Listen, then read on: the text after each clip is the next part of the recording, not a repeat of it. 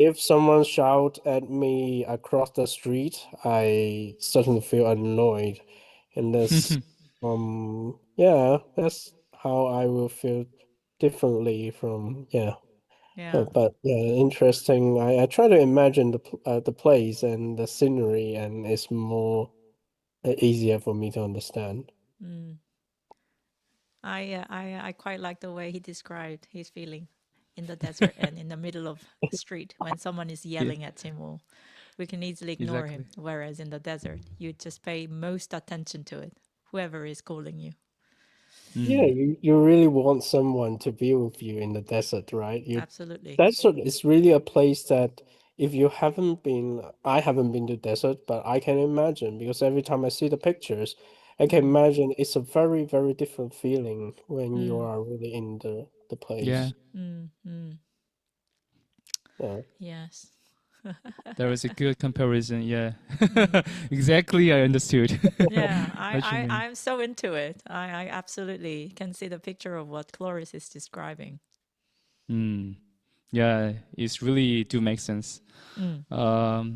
And also, John the Baptist, like he doesn't have a proper like clothes and food.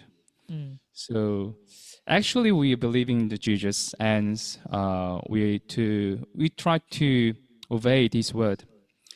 But we have really we have a lot of things like we can enjoy having a Mm. meal and clothes and so on. Whereas John the Baptist is like a poorest place, and it's very Mm. hard to find any restaurants, any kind of interesting things. Just kind of like do his mission. Mm. So, can you imagine that, Grace? If you were like a John the Baptist position, is able to do that? To worldly pleasure. I also asked myself today, Charis, would you be happy if you have this mission in the middle of desert that you spend your entire life preparing the way for the Lord?